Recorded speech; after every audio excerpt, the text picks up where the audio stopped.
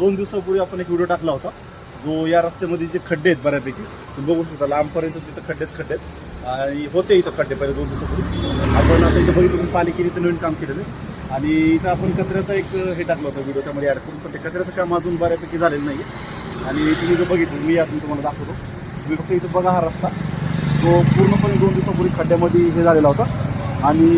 आता पालिकेने इथं कारवाई केलेली व्यवस्थित जे रस्ते होते जुने ते पालिकेने दुरुस्त केलेत बऱ्यापैकी खड्डे दुरुस्त केलेले आहेत आणि त्याच्या मागे मी तुम्हाला दाखवलं होतं ते बघा इथे हे जे फुटपाथ नाही आहे इथं त्याच्याबद्दल पण आपण व्हिडिओमध्ये दाखवलं होतं आणि हे जे खड्डे आहेत माझ्या मते इथं 7-8 बऱ्यापैकी खड्डे होते आणि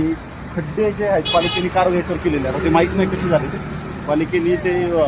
आपला व्हिडिओ आपण 2 दिवसापूर्वी टाकला होता तो व्हायरल बऱ्यापैकी झाला होता त्याच्यावरनं टाकलं की अजून काही पराक्रम झाला ते आपल्याला माहीत नाही आपण फक्त या गोष्टी आणतो की आपलं जे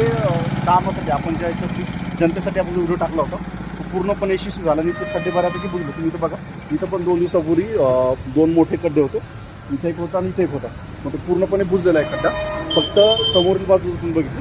तिकडं फक्त फुटपाथाचा प्रश्न आहे तो फक्त निर्माण आहे तो फक्त नीट झाला पाहिजे